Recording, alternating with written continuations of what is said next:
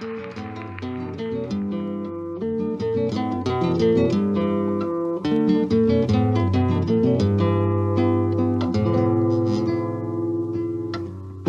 é quem chega a essas horas? Quem insiste e demora na porta a bater? Bandidos vagam às escuras da noite à procura de quem mal fazer.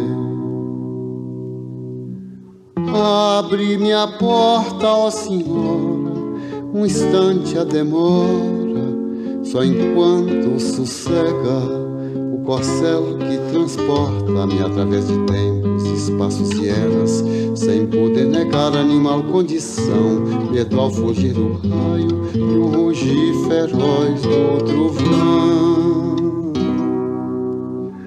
Não tem mais pela donzela, da alcova as janelas travadas estão.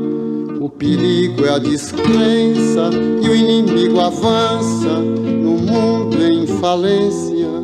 Abri-me, senhora, porta ou consciência, não ouves cá fora o rugir do trovão.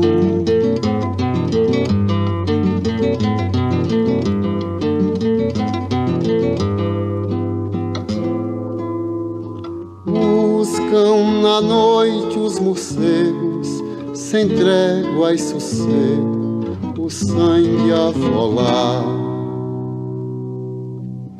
Em forma de anjos demônios, com ardis mais medonhos, nos tentam enganar.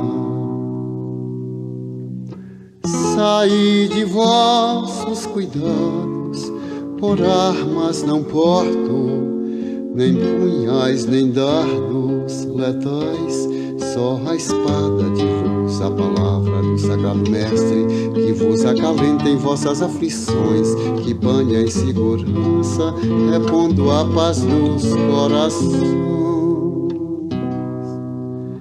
Mesmo em face à tempestade, é uma temeridade vos a porta abrir. Vejo a tormenta já finda, novades ainda, mas eu quero ouvir.